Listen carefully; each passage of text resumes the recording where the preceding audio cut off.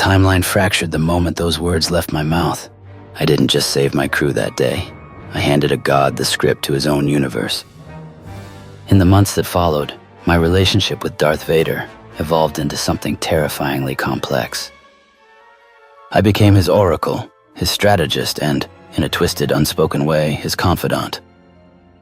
He spared the Peregrine and her crew, but the price was my permanent presence at his side. I didn't cower like his admirals. I spoke to him with the blunt cadence of a man who knew his tragic backstory. And Vader respected that. My crew, however, did not. Elena stopped speaking to me altogether. To them, I wasn't the captain who saved their lives. I was the collaborator who sold out a galaxy of trillions to secure a comfortable suite on an Imperial Star Destroyer. They looked at me as if I were a monster, and as the days bled into weeks, I began to wonder if they were right. Here's how the story continued to unravel. The emissary to Tatooine. Because of my warning about the exhaust port, the Death Star was delayed. Galen Erso's sabotage had to be painstakingly rooted out and redesigned. To expedite the fix, Vader sent me to the Outer Rim as his personal emissary. My target, Tatooine. My objective, negotiate with Jabba the Hutt for a massive shipment of illicitly hoarded coaxium and thermal shielding components required to patch the battle station's reactor core. Jabba's palace was exactly as I remembered it from the screens of my youth, yet infinitely worse. The smell was indescribable, a suffocating blend of roasting meat, stale sweat, and sulfur. I stood before the massive hut, flanked by 2 Imperial death troopers, hammering out trade concessions through a protocol droid.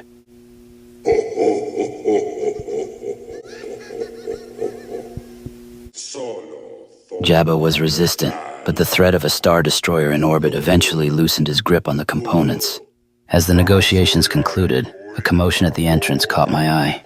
A hover skiff had arrived. A squad of mercenaries dragged a heavy hovering slab of metal into the throne room. Jabba let out a booming, guttural laugh that rattled the floorboards. I stepped closer, the breath catching in my throat. It was a carbon-freezing block, and frozen within its metallic surface, his hands raised in eternal defense, was Han Solo. The weight of reality. The timeline was a mess. By warning Vader, I had accelerated his hunt for the Millennium Falcon, leading to Han's capture far earlier than supposed to happen. I stared at the face trapped in the carbonite. In my world, this was a plastic prop. It was a poster on a bedroom wall. It was a Halloween costume, but standing inches from it, the reality was suffocating. The metal was bitterly cold, radiating a quiet hum. I could see the microscopic frost crystals on his agonizingly frozen eyelids. I could sense the faint, painfully slow pulse of a living human being trapped in a sensory nightmare. A wave of intense, nauseating guilt washed over me. These aren't characters. They breathe. They bleed. They love and they lose. And I had systematically dismantled their chance at freedom just to save my own skin. I had given the ultimate villain the ultimate cheat code. I couldn't leave him here.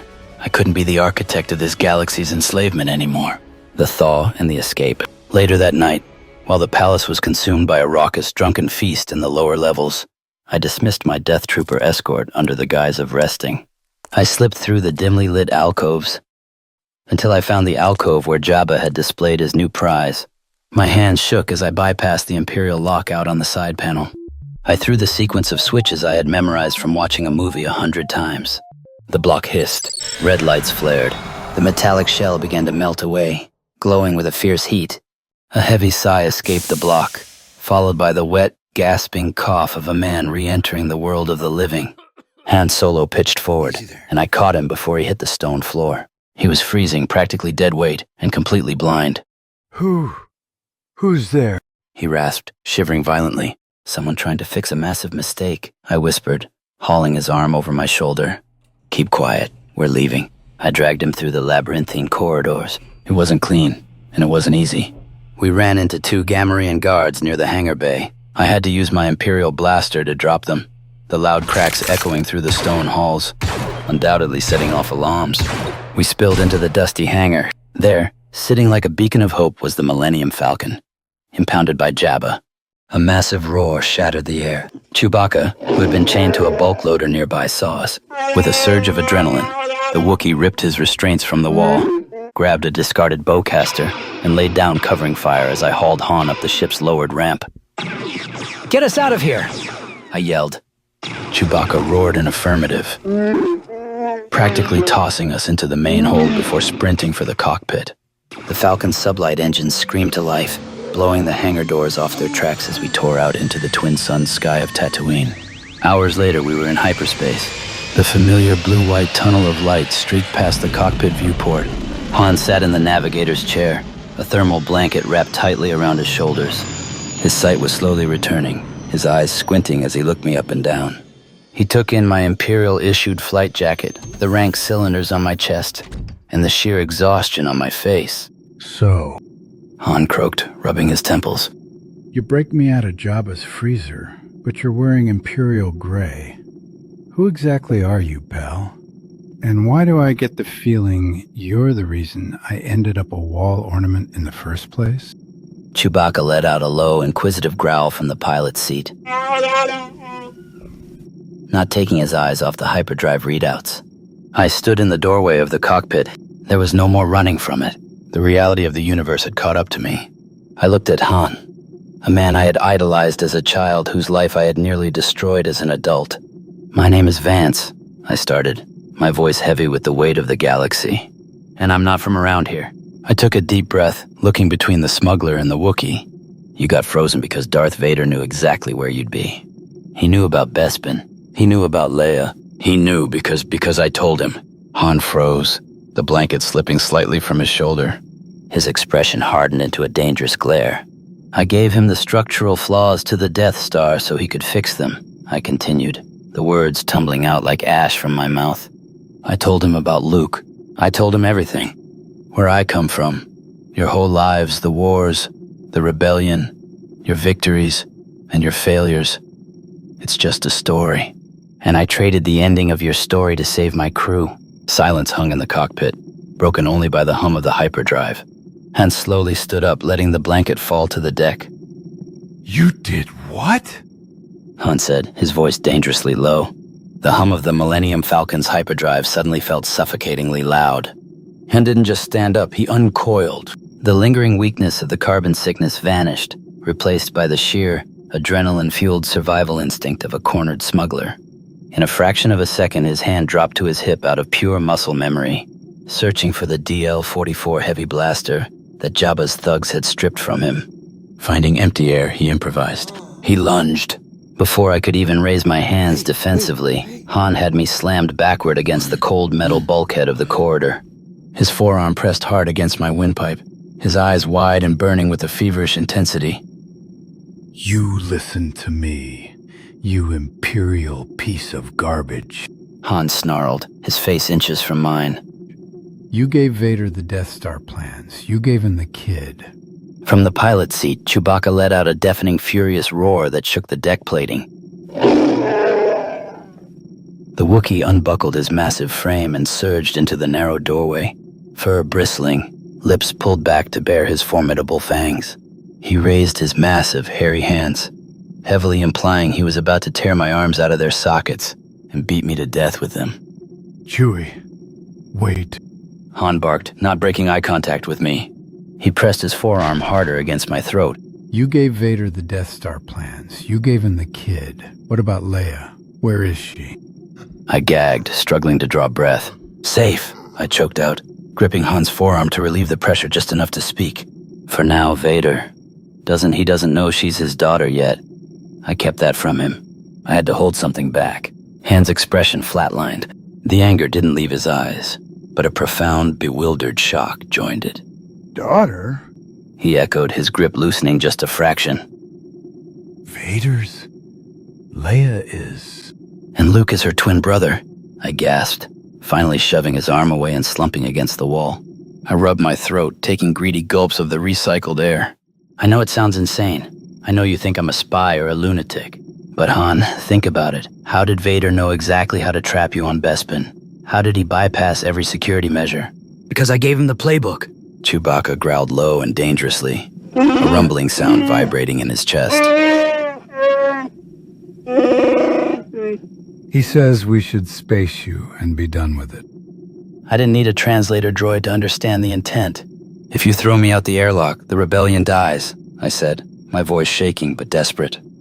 "Vader is fixing the Death Star's thermal exhaust port right now. Because of me. The Alliance is going to throw their entire fleet at a station that has no weakness. It'll be a slaughter." Han took a step back, running a hand through his messy hair. The reality of the situation was violently crashing into his pragmatic worldview. I've flown from one side of this galaxy to the other. I've seen a lot of strange stuff, but I've never seen anything to make me believe I'm just a character in someone else's play. "I can prove it," I said. Han crossed his arms. "When you were about to be frozen in carbonite," I said softly, looking him dead in the eye. "Leia looked at you," she said. "I love you." Han went completely rigid. "And you looked back at her," I continued, "and you said, 'I know.'" The silence in the Falcon was absolute. Chewbacca looked down at Han, letting out a soft, questioning whimper. Han swallowed hard, the color draining from his face. That was a moment shared between two people in the chaotic bowels of Cloud City. There was no holocam. There were no Imperial transcripts of their final words. How? Han whispered, the fight suddenly draining out of him. He slumped into the navigator's chair, burying his face in his hands. How do you know that? "Because in my world, that moment is legendary," I said, stepping fully into the cockpit. "Han, I ruined your timeline to save my crew. I played God, and I gave the devil the winning hand. But I broke you out of Jabba's palace to start fixing it. Vader is operating on a script that I gave him. If we want to beat him, we have to do things he won't expect. We have to tear up the script." Han sat in silence for a long, agonizing minute. Chewbacca placed a heavy, comforting hand on his captain's shoulder, glaring at me with a mixture of deep suspicion and reluctant acceptance. Finally, Han dropped his hands. He looked older, tired, but the familiar stubborn spark was reigniting in his eyes. Fine, Han said gruffly, turning back to the console and flipping a series of switches. He grabbed the hyperdrive yoke. You're from another universe. We're all in a movie. Whatever. But if what you're saying is true, the rebellion in trouble, and the kid is out there with a target on his back. So, Captain Vance, if you know everything, tell me where we need to fly to mess up Vader's day the most. Chewie, find me a blaster. The Millennium Falcon dropped out of hyperspace with a violent shudder, the swirling blue tunnel replaced by the star-freckled void of space. Dead ahead was a murky, cloud-swathed marble. This is it? The kid is hiding out on a giant mud hole? Han said, leaning over the console and tapping the primary sensor array. "Dagobah," I confirmed, staring at the green sphere. "There are no cities, no technology, just swamps, predators, and one of the purest concentrations of the Force in the galaxy. It hides him." It's going to ruin my landing gear.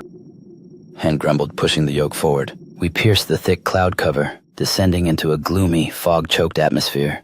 Rain lashed against the viewport, and alarms began to blare as the Falcon's repulsor lifts fought the dense, humid gravity. With a sickening crunch that made Chewbacca howl in protest, Han slammed the freighter down into a clearing surrounded by twisted ancient canopy trees. The loading ramp lowered with a hiss, letting in the smell of decaying vegetation and ozone. We stepped out into the knee-deep mist, our boots sinking into the spongy earth. I kept my hand near my stolen Imperial blaster, hyper-aware of the swamp's rusted, eerie silence.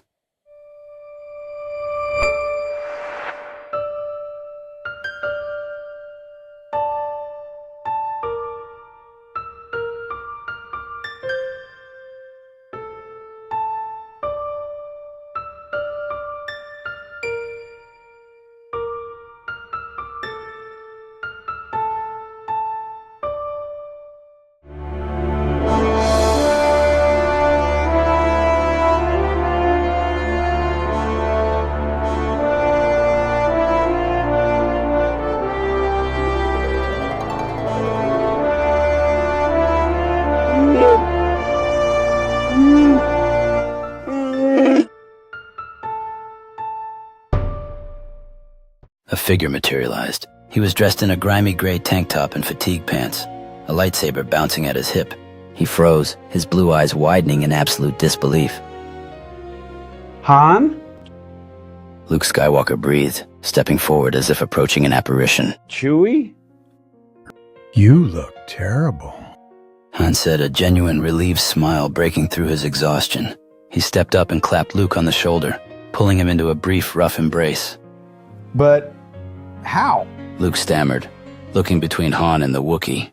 I thought, in a vision, you were on Cloud City. You were in pain. Timeline changed, kid.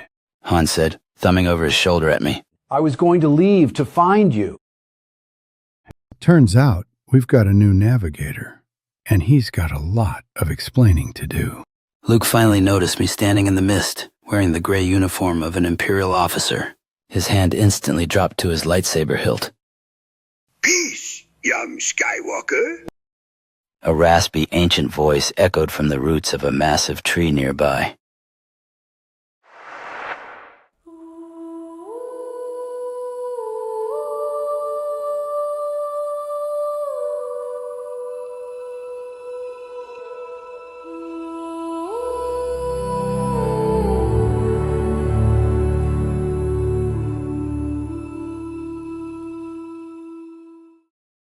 Master Yoda hobbled into the clearing, leaning heavily on his Geimer stick. The small green Jedi Master didn't look at Han, nor did he look at Luke.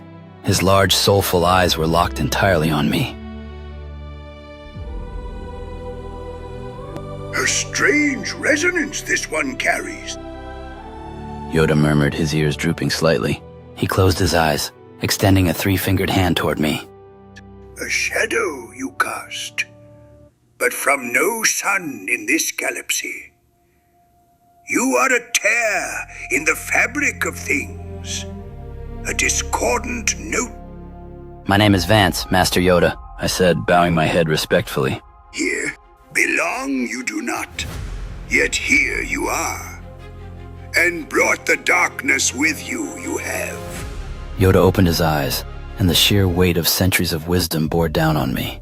I didn't try to sugarcoat it. Standing in the pouring rain of Dagobah, I confessed everything again. I told Luke about my universe, about how his life was a broadcast story, and how I had surrendered his location to Darth Vader to save my own crew from execution. Luke looked like he had been struck by lightning. The betrayal cut deep, but it was the meta-reality of it that left him speechless. He knows. Luke whispered, staring at his hands. Vader knows I'm here. He knows I'm his... He couldn't finish the sentence. He looked at me, his eyes filled with a terrifying mix of fear and newfound anger.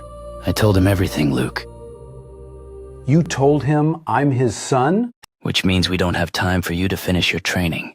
The Emperor knows you're a threat, but Vader wants you alive. He wants to turn you, and right now, an Imperial strike force is likely plotting a hyperspace jump to these exact coordinates. Yoda struck the ground with his cane. Moved, the pieces are. The old master croaked, looking up at the sky. Accelerated, our destiny has become. Hidden, we are no longer. Han drew his blaster, looking nervously up at the cloud cover. Then we need to get off this rock right now. If Vader drops a Star Destroyer in orbit, we'll be boxed in before we even clear the atmosphere.